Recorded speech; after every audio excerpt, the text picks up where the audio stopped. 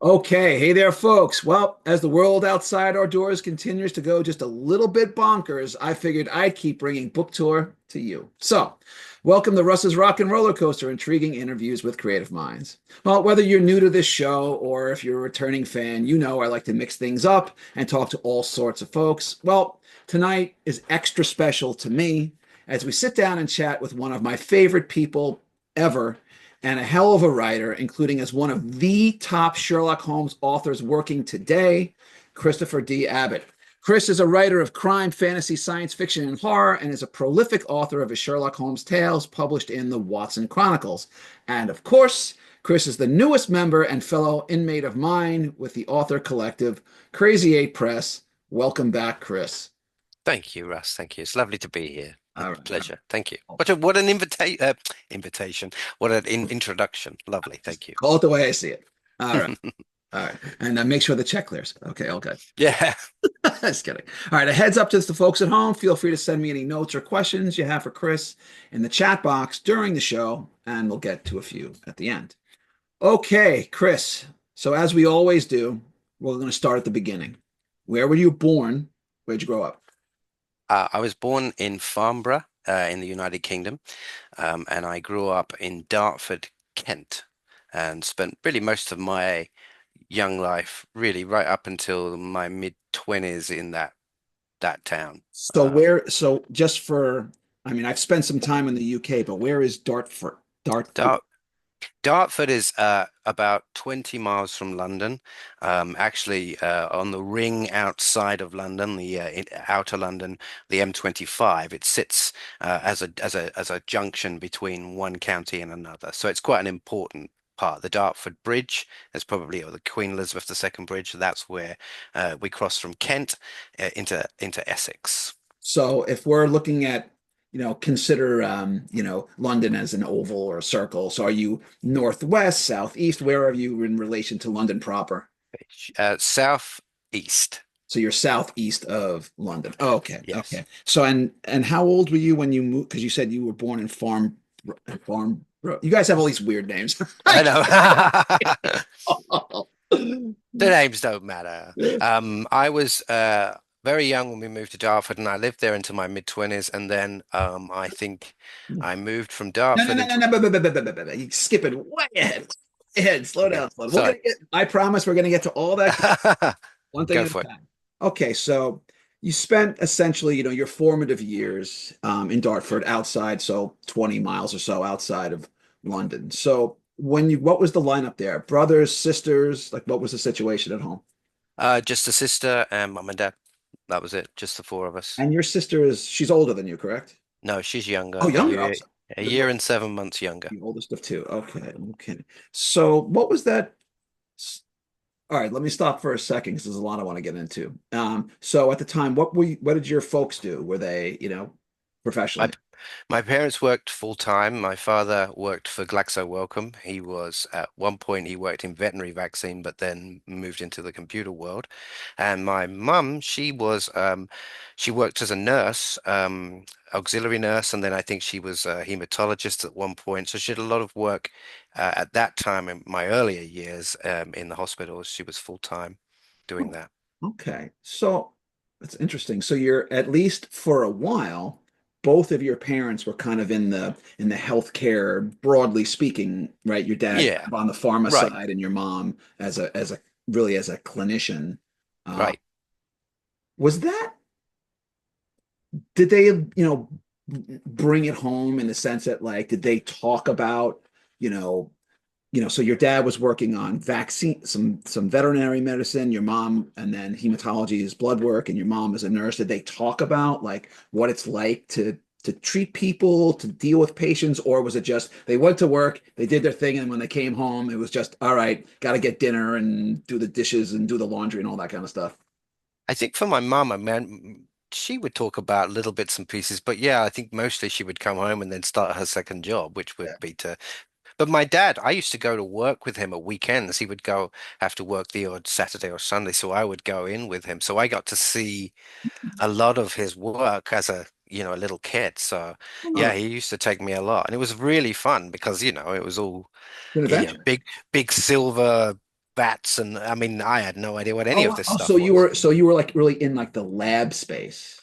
Sure, because their office spaces were in there, and at Mhm. week, I mean, it's not like they're doing anything like with chemicals that would affect me, but yeah, a lot of it. And then they have the high containment facility where they would step in, and I wasn't going in there. Right. But so a lot of it, I got to see all this sort of stuff. Wow. So I'm just trying to put myself like like in a 5-year-old's headspace or an 8-year-old's headspace. You come into this big, it's a big fancy building, and you're little and everyone is big, and you see these big because I've seen lab space as well, and like the Right. shiny vats and the things, and there's a certain there's a gleam and a shine off that. And did that, beyond just kind of like being a little kid and having some sense of like awe at what you're seeing, did that did it imprint on you in some way? Do you have like do you have these, these images that stayed with you, feelings about that time, or is it just kind of like,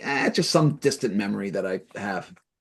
No, no, no. I think a lot of that stuff I did earlier, especially when we did those stuff with my dad at the weekends and so on. That's imprinted. I have a lot of memories of that. I have more memories of that, believe it or not, than perhaps the memories of hanging out with my friends and stuff. So, no, I think that, and I think also because it had the veterinary vaccine area, it had a smell, like just a unique smell, like a autoclave smell, whatever it was.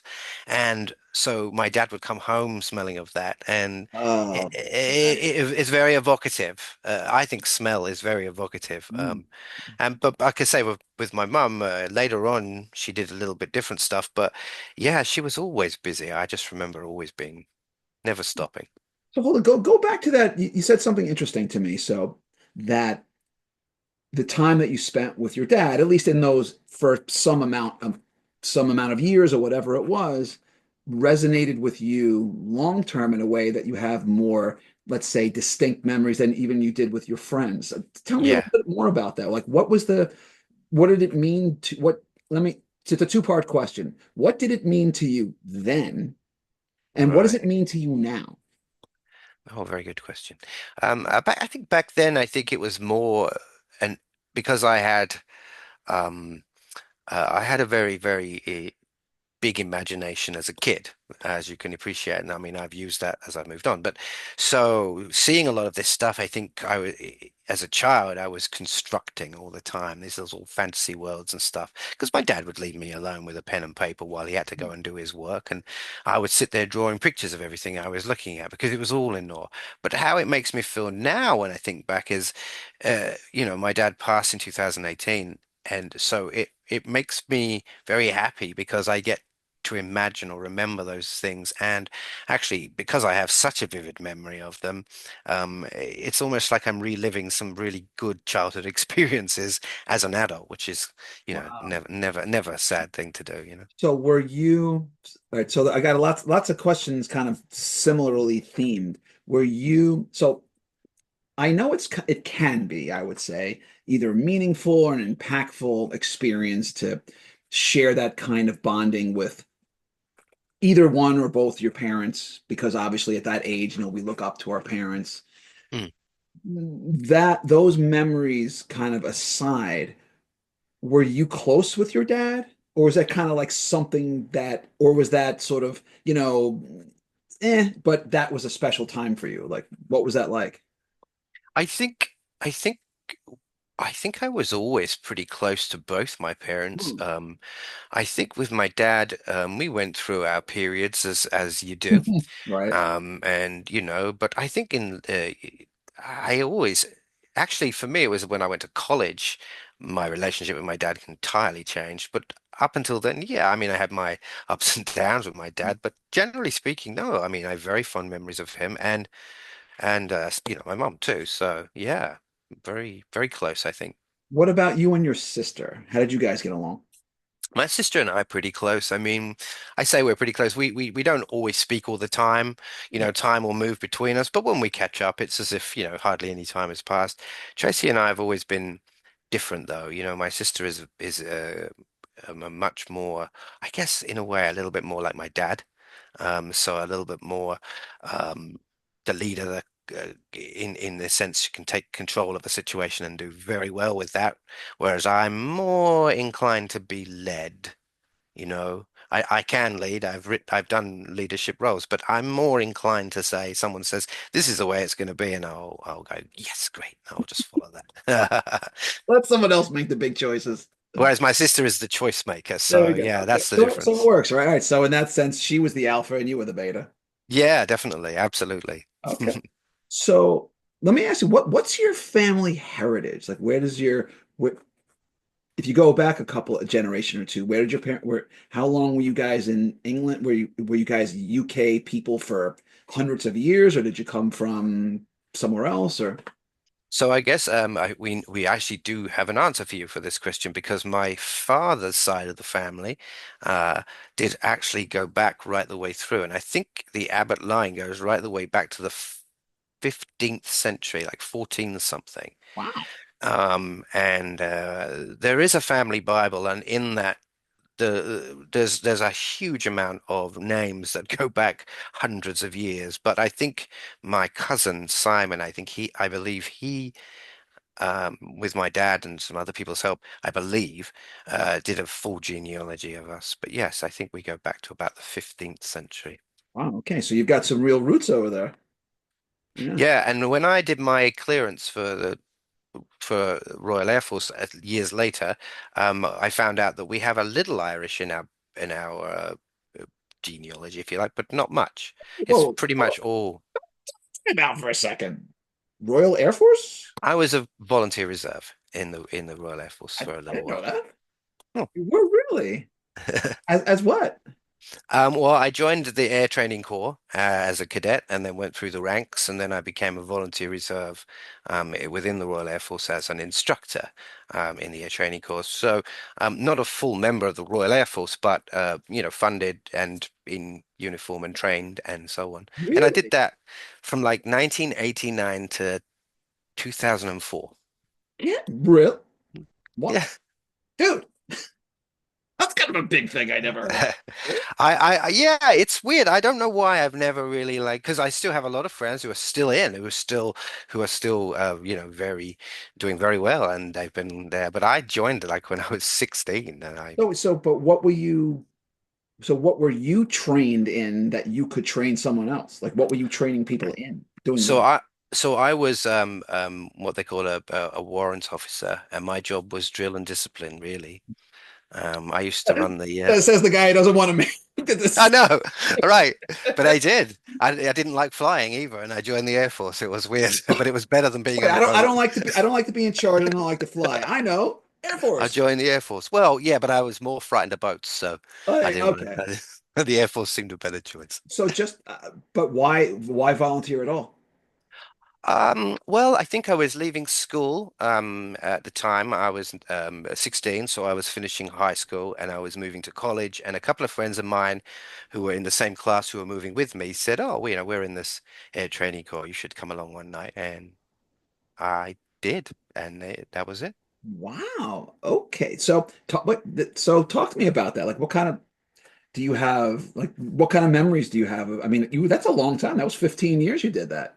Yeah, I mean, I did it right the way through from, a child to an adult. Well, talk to And me that. So that interests me.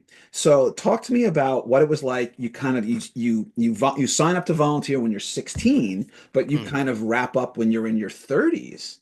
So what was it sure. like to be, by the time you were done, you said 2004 or so, Mm. compared to when you started? I mean, because you're a totally different person at 32 than you are at 16. Oh, sure, sure, sure. Yeah. When I first started, I think I do remember my dad saying, who took me to my first ever cadet thing, and he said, this is not the first time we've taken you to something like this, and you don't usually last more than one go. And so, but I did, and he was very proud of me for that. But he always took me and brought me back. We got uniforms, we just learned stuff. It was different. But I think what I liked about it was that for a second, it was in an environment that was so alien to anything I had experienced because I was going in and people were, telling us what to do and making us stand to attention and salute and do all this stuff. And I thought initially it was a little funny, but I really got to the point where I understood that they were training us to be disciplined and understand things, and I needed that more than ever because being dyslexic and a bit disruptive in Hmm. my earlier life, because not understanding that, this gave me discipline and taught me to set a level of self-control perhaps that I didn't Hmm. or hadn't, Right. before. So it did a lot for me. It did a So lot for basically, my own. they helped, they straightened you out and made a man out of you. Yeah, absolutely. Oh, Right, right. You wow. know. Okay. And you didn't have, and you have to hurt anybody. No, no, no, no, But no. Essentially initially the Air Training Corps was a recruitment agency for the Royal Air Force, but years later it just became less about that and more about just connecting with the Air Force, and people would then, naturally migrate one way or another. But you're trained by the same people, so it's really, it's very close to wow. it. Okay, so so you're a kid. So we skipped over some stuff. So you had some So, memories with your dad, and you yep. were in the Air Force. But just as a kid, like what were you into? Were you a reader? Did you watch things? Did you play sports, music? So like, what was your what kept you busy as a kid? Okay. Definitely reading. Although I was a slow learner, but I did learn to read, and once I did that, I became voracious reading. I used to write as much as I could, even though I couldn't do it very well. I would Hold on, write. go back to the reading for a second. Mm. What kind of stuff did you like to read? Um, well, at the time, I think my earliest memory really of when I was really properly reading, my dad had taken me to the library and we got a library card and I got the books out I wanted, but I didn't really care for them, so I went back and I got my own. And I got the Lord of the Rings as the first book, The Fellowship of the Ring, but I couldn't get into it. And my Yeah. dad said, go back, take it back, get The Hobbit and start there. So my first book that I read from cover to cover, I believe, was The Hobbit. Oh, wow. Okay. Wow. All right. So Tolkien doing his magic. Mm. Okay. So what? So you were a reader. So I didn't want to interrupt. What else were you into?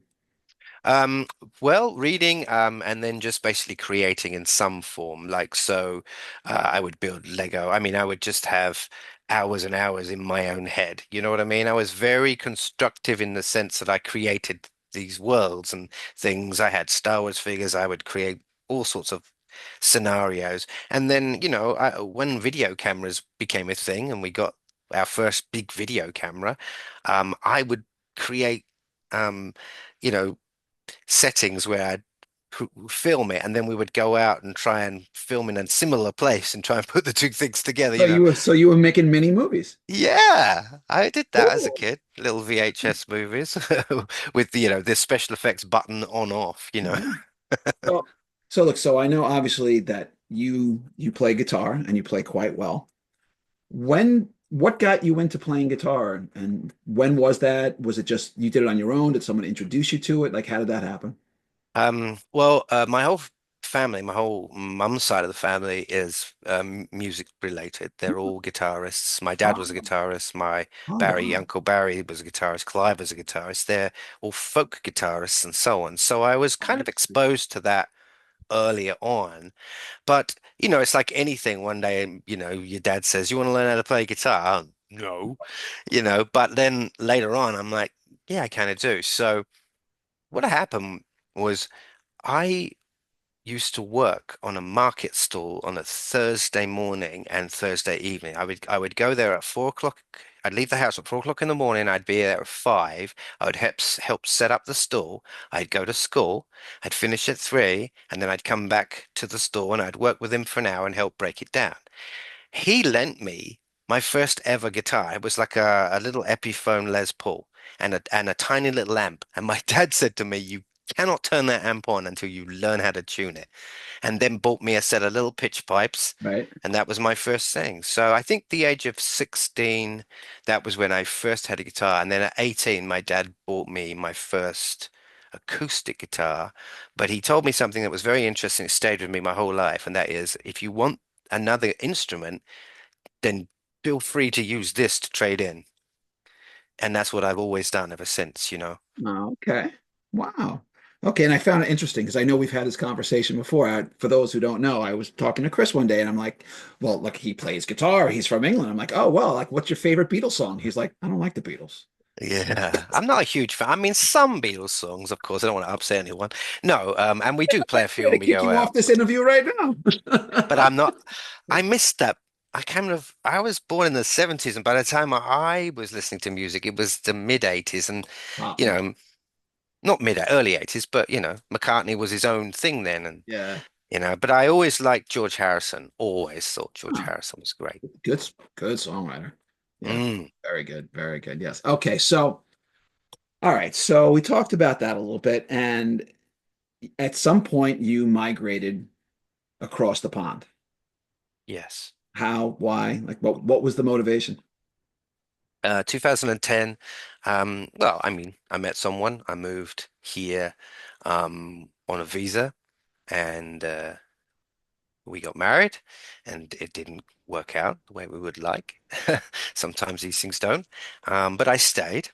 But that was my initial reason for coming. Well, that and the whole prospect of coming to a new place and starting afresh. I mean, I didn't stick out where I lived. I was it was very hard for me. I couldn't find any niche that put me above anyone else. You know, if I went for a promotion, it was always me and 20 other guys, and we were all very similar, and it was just I just couldn't find a way. But here it's very different. So So, all right, so uh, let's talk about this. I'm gonna poke a little, and you can tell me, and you're free to say or not. So, you are now a happily married gay man. Were yes, you always out, or did you kind of find your comfort zone as a gay man later in life, if you're willing to talk about it? I am willing to talk about it, sure. And um, I was closeted for a very long time. Um, and actually, the man I married was the man that helped me see that. So yeah, I came out after my dad's death, and I think primarily because I never got to tell him. Do you know what I mean? Like Mm. it it gave me the motivation to stop hiding from it, and I have not regretted the decision for a second. Do you did your parents or your family, did they know? Or Apparently, everyone knew, and I was the only one who everyone but didn't. you? Apparently, I remember, when I made the decision to call my mum, it was a very difficult decision, Right. and she was like, Duh. Yay, like hooray, It's um like hello, finally, we've and been I was like, waiting. oh, it's just like, yeah, so yeah, it was for me. I mean, I understand that for some people these things can be very difficult, and I think the fear of what might happen was worse, and then when it's Right, sort of all kind of like, right. okay, and then nothing, I was like, oh, and I didn't lose any friends, and then nobody treated me any differently, and It, I was lucky, very lucky. wow. Did when you well for a lot of years when you were closeted, was it, I've spoken to many people over the years, and everyone's story is different. They go through different stuff. Mm. Was it was it a sense of was it more a sense of, this is how I'm living, but I'm really kind of this other thing? Or was there a real kind of like inner turmoil, like I'm not who I'm supposed to be. I'm not being who I'm supposed to be. I would say a little of both in the sense that I knew deep down that this what the sort of world that I had created around me was perhaps not quite right. I think I knew that. I think to be fair to, those people that I guess fell in love with or whatever, I really did. I don't believe for a second that that love was not genuine. So no, I don't think that in that regard, but ultimately, um, I wasn't being entirely honest with myself, and over the years, that began to kind of eat away at me because I'm not an untruthful person. Right. I like to be as truthful as I can be, and so therefore, having this inner part of you that's never been truthful Right. about what you really, really, really think and want, because for some reason, perhaps, and I won't put this on my family because they never have, but for some reason, I have kind of been sort of felt that it was wrong in some regard when I was able to express it in a way that that made me feel good about myself. Nobody gave me any pushback, really. Yeah. So Which is I great was because very sometimes, lucky. because unfortunately, it doesn't always go that. No, I know. But Yeah, that's, for I some mean, people. I'm happy to hear that at least. I'm not happy to hear that you were, sort of caught within yourself for a while, but I'm glad to hear that when you made the decision that, it sounds like it went pretty much as well as you could have. Yeah, I think, as I say, my fear of what people might or how people might react to me Right, was far greater than anything that I experienced after coming out. right. In So, fact, if anything, I felt a little bit like, oh, because nobody really was like, oh, well, like my what? sister was I great. don't get to stomp around a little bit. Come on, I earned this. Right, fair enough, fair enough. Okay, well, all good there. Okay, so you're a transplant now. You spent, I don't know, half your life in two continents or two-thirds and one-third or whatever it's been. So Close, yeah. what's it like to be, do you get homesick? Do you feel that you're really, more an American now, or like what's it like for you? Oh, I definitely feel like I'm more American in the sense that this is my home. I get homesick for here. Yeah, the last time I was back in the UK, I was for a whole month, and I think my second or third week in, Ready to I come was home? feeling, yeah, very Wow. much so. So yeah, I do get very, and oddly, when I went back the last time, I suffered with jet lag so badly that when Hmm. I got here, it was immediately set right. So yeah. Is it weird to think that when you're in the UK and you're going, wow, I really need to go home, meaning back to the US? Yeah, I mean, obviously it is weird, especially when I'm standing in the place where I was living, Right. like that's weird. But Right. no, I do think of the US as my home. And so, yeah, I do feel, sort of intrinsically linked to everything here in a way that, that my life wouldn't work properly without, Yeah. if that's the right way to say it. I don't know if that's it. All right. So talk to me about, so you've said that, when you were a kid, you were kind of, you said you wrote when you could, and you had all these kind of fantasy scenarios in your mind. You were world building in your Mm. mind and doing videos. At what point did you get, and when I say serious, kind of in quotes, but when did you really decide, you know what, I'm really, as a writer, I'm going to really give this a shot? 2008, that period of time, 2007, 2008, I started writing the Sir Lawrence Dyes, the first book I wrote, and it took me years, but that was when I first started. It's like I would like to be able to write a murder mystery, you know what I mean? So I wanted to try, but like it does, you bit here, and over time it disappears. And then when I moved to America 2 years later, 2010, there was a period of time where, in between my visa being um, changed to a green card or whatever it was, I can't remember, but there was like 40 days or 50 days, or I couldn't work. I wasn't legally not allowed to work. So I thought, what am I going to do in this? There's that book, that story. Let me see if Right. I can write. And so, yeah, and that's when I wrote it. Oh wow, so that's interesting. So caught between you were basically caught between countries, almost in like a no man's land for Yeah. a month or two, and you said, you know what? Screw it. Let's put some words on a I got nothing else to do. Let me put some words on a page and see what happens. Yeah, because like you can only vacuum the house so many times, you know what I mean? Like, I gotta write this story, I gotta do That's something. right. But yeah, that was my first 2010, and then 2013 that book was published. So it took me about 3 years after I'd finished it to really polish it, but I joined something called Authorly, I think it was, and Yeah. Hmm. back in the day, and I think that was by HarperCollins. And it was this weird thing where you sort of published a bit of story, and then people voted it to a point where it might get to the editor's desk and they would read it.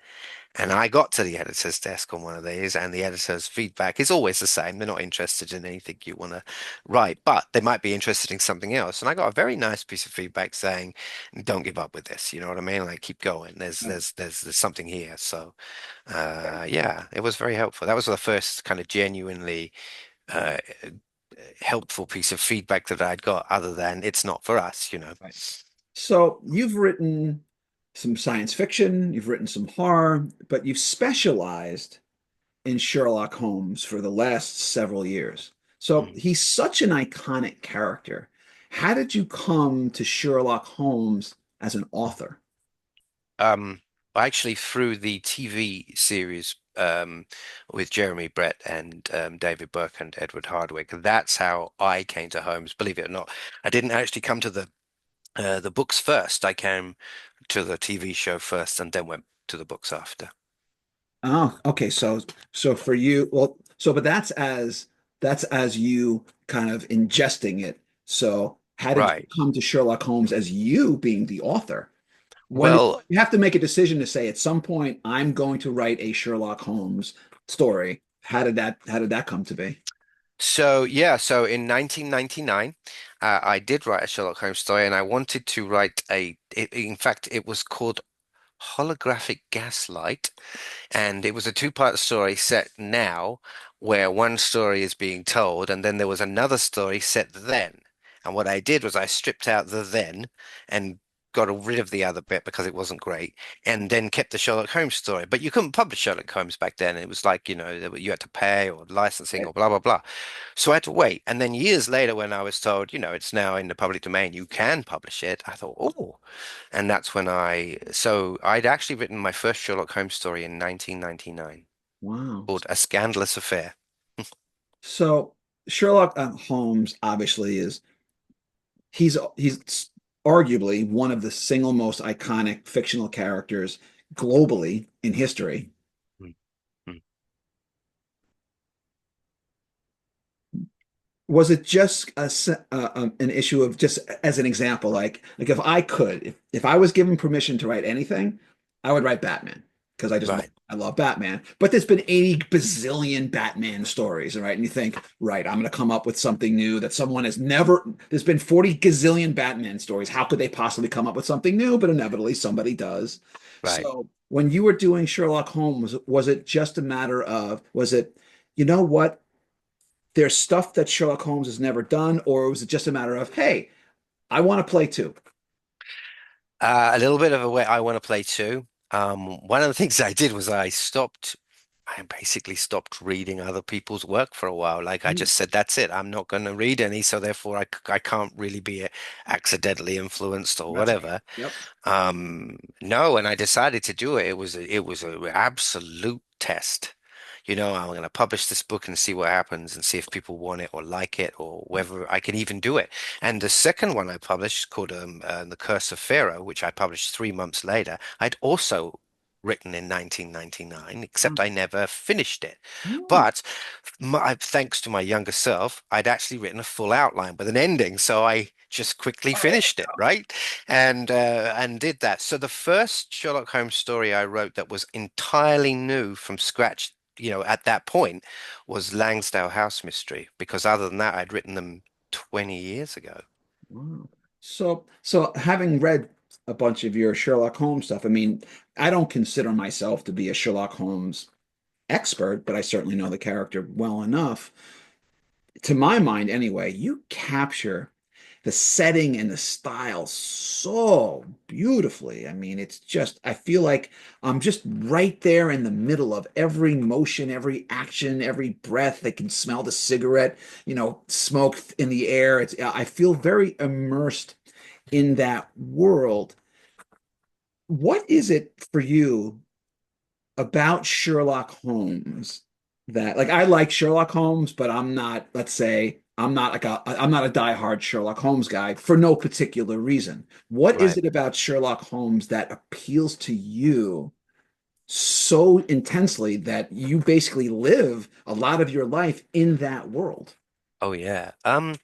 I think because every time I come to the next story, it's brand new. Mm, Nothing is the same, and I'm not relying on something from in the past. I can write a story with no connections to anything before, or I can write with links. oh, But the character itself, the character of Holmes challenges me because I'm at that point now where he's a bit ahead of me. Now, this is going to sound weird, but you're also a writer, so you know what I mean. The mhm, character itself sometimes is ahead of me. I hear the voice of Jeremy Brett in my head mhm. when I'm writing the character. If at any point that voice goes away, I know I've got it wrong. And So also, he's your guiding light for what yeah, Holmes should be. yeah, and also if I get it wrong or do something wrong, he doesn't talk to me for a bit. Oh, it freezes you out. Oh, And wow. I know that's going to sound very bizarre to people No, no, no, no, no. who don't, Dude, but if you knew what was going on up here. yeah, and because I'm always in the voice of or in the mind of Watson, Right. essentially, I have this kind of secondary voice of Holmes going, no, no, you've got that wrong. No. You know what I mean? I hear that. And so when I have to go back and rework things, and it's very interesting. So the Well, thing that I love about the character, the reason, to answer your question, the reason why it's fresh for me every time is because every time I come into the story brand new. so That's it. yeah, which I totally get because for those of you who know or don't know, I write an ongoing series, my own detective, Angela Hardwick, and I've written 5 novels and 6 short stories and a novella. And every time there's always new adventures, and I've got Mm, thousands that I could, well, thousands, but lots I could potentially do. But let me ask you something. You had mentioned, and I was going to get to it anyway. So you talk about Watson. mm. So Sherlock Holmes seems to be the best version of himself when he has Watson as his counterpoint. Do you see Watson as his sidekick or more of an equal partner? Um, if you'd have asked me that question, I don't know, 10 years ago, I would have said that he was a sidekick without any question. No, now I think in my stories, he's a partner. And he's integral, absolutely integral, because Holmes doesn't always get things right. And with Watson there to kind of help, in a sense, bridge those little gaps for him. Also, because Watson sometimes says something entirely stupid, but it will trigger something in Right. Holmes. But I've made my character of Watson the guy that could have solved it. Do you know what I mean? Like he'll give you an answer and you'll go, that's pretty plausible, but he'll be missing one vital thing, and that's the Holmes part. Right. So yeah, I think they're a partnership. So I mean, Holmes is, well, there are many iterations of Holmes, so I don't want to say that, that there's one absolute through line through every version, but he seems like in a way that his intellect is a superpower. I mean, he's not smart. There's this, he's in a kind of a very different realm of intellectual. His mind can be hyper focused to the point where he can block out noise that other people get distracted by. He notices the finest detail. In to your mind, is he, even for fiction where, look, we could say it's just like, in Star Wars, why did the ships go flying, go pew pew? Because we say so. That's why. Right, right, That's right. why it Yeah. works. Do you see Holmes as being justifiably as smart and clever as he is, or is it a little bit of, is he almost too unbelievably good at what he does, to think that, it's almost like it's almost like cheating. Like Yeah. he's not actually that smart. You're just making him that smart. Or do you think, you know what? No, that's what makes him Holmes. He just has that thing that nobody else has. I think that it's an innate intelligence that perhaps few people occasionally are born with that give them the ability to, I don't know, see things in ways that other people don't. I think Einstein is one of these people. I think in history, we've probably seen quite a lot of them. I think Holmes is in hugely intelligent. I think he has some extra brain power that perhaps we don't have. But I also think that he has taught himself because he says, you have to teach yourself to do this. Human beings are easily trained. We just have to keep being repetitive with those trainings. I think he has gone to some degree to train himself in such a way that in a sense, writing him becomes slightly easy because if you kind of keep those traits in mind, these are the things he does to get that information. He varies it, he doesn't vary it, Right. which means that you can use the same thing. He's going to check footprints, he's going to do that Right. stuff. Here's my, maybe he doesn't write it down, but it's a mental checklist. Here are the 10 things you always look for every single. Right. Yeah. And he's got his own little checklists that he does, and we just don't usually You get know to what? see that. That's really, that's interesting. I hadn't thought about it like that before, but I guess you're right though. No matter what profession that you're in, whether you formally write it down or not, we do have this mental checklist of what to do, and it's there because you're basically there are, whatever you're trying to accomplish, there's only so many categories of variables for the Right. most part. And chances are you're going to collect 70, 80% of what you need just by asking these same 6, 8, 10, 12 questions. All right. It's just, you just you have a form. Here's my clipboard. Okay. What's the weather? What's the thing? He's this. Where are we? Oh, it happened here. Oh, okay. Oh, all right. Oh, now it's starting, the puzzle's starting to come together, and it's not as magical, quote unquote, magical as it might seem. Okay. So Right. another question on Holmes I want to ask you. So Sherlock Holmes has undergone various iterations over the years, obviously from Arthur Conan Doyle all the way to present day. And there's been movies, plays, TV shows, books, and on and on. Some he's more sleuth, some are a little bit more action packed. What's your favorite version of Sherlock Holmes, or are you one of those? I just love it all.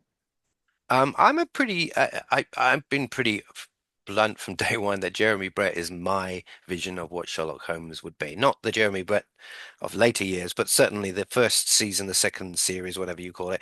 Those two were the ones. But I like other people playing the character too. I mean, I think Basil Rathbone is a classic. I mean, he is the action Holmes. Like for me, if I'm writing action sequences or action Holmes, I think of him. Uh-huh. Do you know what I mean? Whereas if I'm doing the more intellectual, more sitting there discussing things, that's more the Jeremy Brett. But I also like Peter Cushing. I thought Peter Cushing was a great Sherlock Holmes. Mm. So because of the fact, oh, how my brain works, I tend to see the whole scenes play out in my mind. And I hear the actors playing the parts, and I do assign actors to it so I can get the cadence of their speech and so on. Yes. Okay. Okay. Okay. And what about Cumberbatch? I liked him. I liked him. I'm not an anti reinvention of Sherlock Holmes things. I have my own reinvention as well. I think Cumberbatch was a great version for the 21st century. I do, and I think I his love him. foil Yeah, was Martin Freeman. I think they were a great I agree. companionship, I thought there and was. his Watson was awesome. I just loved it. Yeah, me too. Okay. All right. Well, that was great, but now it's a special time on the show where we spin the wheel. On the wheel of several Yay! categories, including a few new ones I brought out for tonight's show. Wherever it lands is what you get, and the categories are Elementary, My Dear Watson, Stranger in a Strange Land, Creature Feature, Soundtrack of Your Life, I Am Rocket Man, No Such Luck, and The Game is Afoot. All right, here we go. Oh, there we go. And for you, we got Elementary, My Dear Watson. All right. So, and by the way, first time this category has ever come up on the show. Oh, great. Watson now works as a teacher in an elementary school. He brings in Sherlock Holmes as a guest lecturer. Given that the children are under 10 years old, does Holmes get the best of the kids, or are they too much for Holmes to handle? No, Holmes gets the best of the kids. I think Holmes is a big kid himself sometimes. I All think he would absolutely get the best of right. them. Yeah. Yeah, they wouldn't run him ragged. Huh? He's too clever for them. All right. Fair. I think he would just get them working in a way that perhaps they didn't realize they were doing it. So Holmes pulls a Holmes. Yeah. Yeah. All right. Fair enough. All right. Now we're going to pick your poison. I got three choices for you: A, B, and C. I'm not going to tell you what's behind each one. Go ahead. See. Okay. So this one is Book of a Lifetime.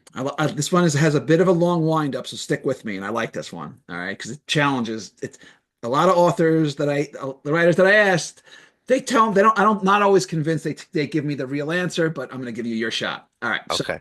I'm going to give you two options that will define the rest of your writing career. You can only pick one. And here are the options. Option number one, your next book is an international bestseller. You win every award there is. You make tons of money. Your book gets made into a movie that wins the Academy Award for Best Picture. You can ride this success forever. You will always be that writer.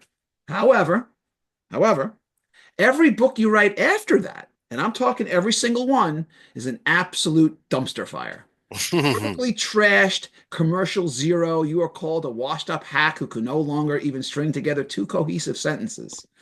Or Choice number two, you can keep writing as you've always done. You are generally well respected, and whatever level of financial compensation you get now from your books is pretty much the top of the mountain. If it were up to you, given those two choices, which career path do you pick? Book of a lifetime or steady as she goes? Well, I know what one my husband would like me to pick. Um, I think honestly, steady as she goes, only in the sense that I've never really striven to get awards for things that I do. I do want to make money doing it. Of course I do. And of course the appeal of that makes that first option great. But no, I want people to read regardless of how many I write, and I also want to get better each time, not worse. So, Fair enough. All right. So I'm going to give you some truth serum. All right. I got 10 questions. You ready? okay, All right. Favorite flavor ice cream? vanilla. Okay. All right. Exciting. What's one food you will never eat ever for any reason? Uh, well, can I say like group? I don't like squash. Any squash. Pumpkin squash. Okay. You know what? I've asked that No. question a lot. That's the first time anyone has said squash. Fair enough. All right. Bucket list destination anywhere in the world. Oh, if I could like transport there right now, Huh? Egypt. Egypt. Okay. Good one. Scariest movie you ever saw? Saving Private Ryan. Oh God, that was intense. It was just the most intense film I've ever seen. It was scary. I mean, The Cell was another film that really freaked me out with Jennifer Lopez in it. It was the craziest film, but I think Saving Private Ryan was the scariest because it's depicting real things. Okay. If you could have one superpower, what would it be? Um, oh, oh, I don't know. Super strength. Why Oh, not? okay, fair enough. Okay, so I know you play a musical instrument, so I'm not going to ask if you do. If you could play any other musical instrument, which one would you play? Oh, the piano. If I could play the piano, I would love to. Yeah. All right, cats or dogs? Uh, I'm a cat guy and a dog guy, but I'll go dog. Okay, fair enough. All right, favorite cocktail, and if you don't drink, your favorite unwind beverage. My favorite cocktail, right now, it's probably tequila. Ooh, you know what? I'm not a big alcohol guy, but I do like some tequila. All right, Yeah. you can see a live performance, sports, music, theater, whatever, any seat, any venue, any time in history. What's your choice? Oh, this is going to make me seem so silly, but it will be Dire Straits in concert 1982, 1983 at the Lyceum Theatre where they did the Alchemy concert. That's where I would be. Okay, fair enough. Okay. If you could get a continuation of any canceled TV show ever, what would it be? You know what? Oh, that's a really hard question because there's so many. Hmm? I was really disappointed that they didn't do another series of the new updated V. Oh, Do you okay. remember that? Well, They just got it to such a point where it was like, okay, this is interesting now, and then it got cancelled. But the other one was a TV series, and I forget the name of it, where kids or people who had died suddenly just started reappearing years later, and I never remember what that one is that was. the 100? Oh, that could have been it. Yeah, the 100. Okay, fair enough. But All that right, was another there good you go. one. So. All right, so now we're going to go to our advice column. What's the best and worst writing advice you've heard anyone give either to you or to aspiring writers? Um, I think the best writing advice I was given one time by a mentor was that just write. Like it doesn't matter, just write. It doesn't matter if you don't know how to do it, just do it.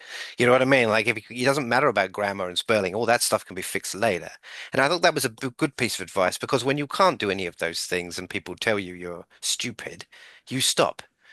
So that was a good piece of advice. I don't think I've ever had any really bad advice other than, I think perhaps for myself, now I spend a bit more time.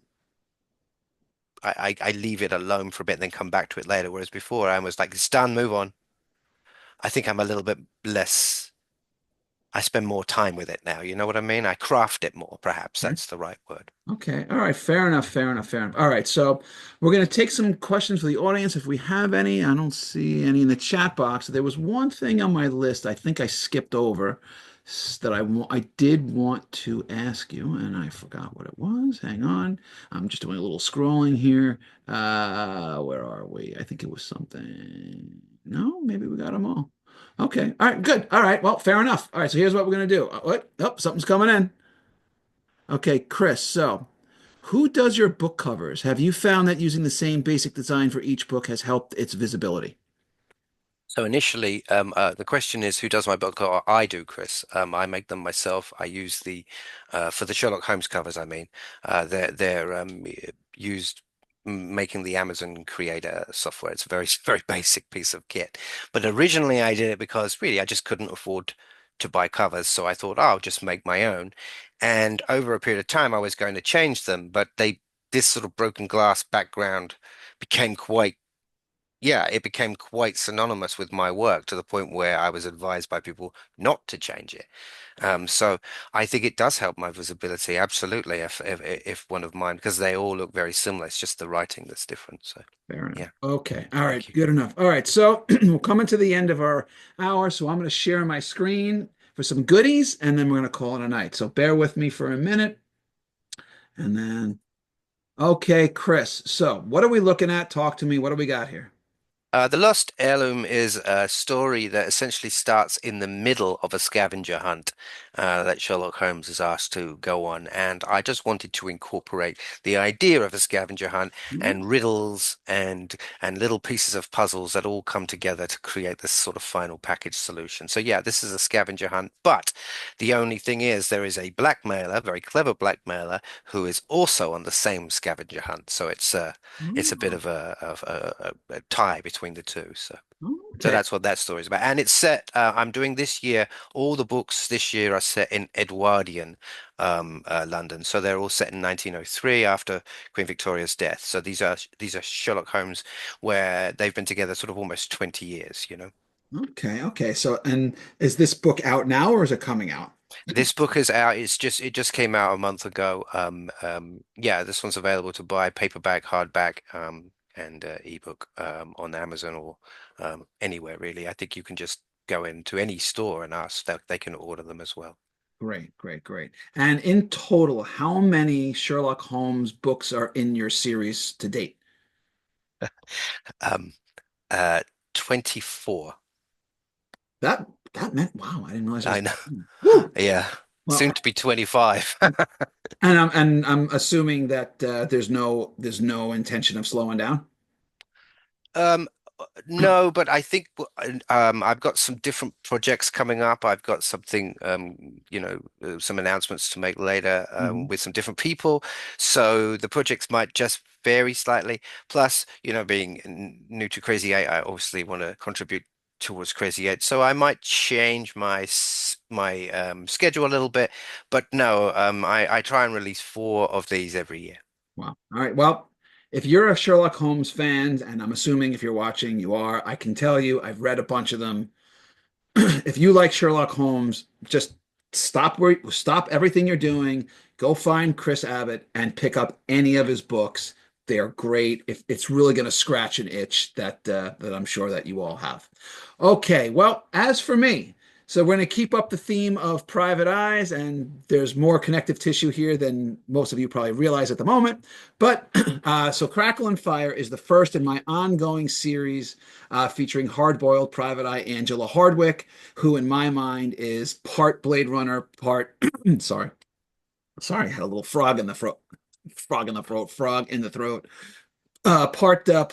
Part Blade Runner, part Doctor Who, and part John Wick. She takes on the kind of cases that you think a private eye would take: kidnapping, murder, extortion, arson, corporate espionage, but she also takes on cases that deal with time travel and parallel universes and folds in space time and sorry, and spaceships and androids and aliens of all kinds. So in Crackle and Fire, which is the first novel, Hardwick is hired by a young accounting executive who says that a middle-aged intern has absconded with very sensitive corporate files, and he needs to get him back. Hardwick reluctantly takes the case, and she winds up getting mixed up in this sort of Occupy Wall Street type of a political social movement. She gets caught between these dueling gangsters, and she gets mixed up with a serial killer from Earth who has galactic ambitions. And if he lands where he wants to land, boy, is that going to be bad news for a whole lot of people. And also, I would point out that in Crackle and Fire, at the end of it, there's a bonus short story, which for me, it's one of my favorite Hardwick short stories that I've written, and I think it's one of the best short stories that I've ever done. So you get a bonus story. So if you pick up Crackle and Fire, don't forget the short story at the end. And lastly, I just want to point out that while there are 5 novels in the series, and this is the first book, you do not have to commit to the whole series. You can read one book and be done. You can read one, book 5, 2, 4, 3. It doesn't matter. You can read them in any order or just pick one and done. In every book, I reintroduce the characters. I reintroduce the world building. It's just like watching a James Bond movie. You can pick one and be finished, or you can watch a whole bunch of them. So don't feel that you have to commit to a whole series. You could, although it would be great if you did, but this is a great place to start. Okay, guys, that's what I got for tonight's show. I want to thank my guest and my very good pal Chris for coming on and talking about his life and his youth and writing about Sherlock Holmes and all sorts of good stuff. And I want to thank everyone who's at home, who's watching. And as always, please be gentle, be kind, be generous of spirit, and for God's sakes, defend democracy, the Constitution, our healthcare, our Social Security. It's our country unless we let those MAGA motherfuckers steal it from us. All right, guys, I will see you all next week. Take care now. Bye. Take care.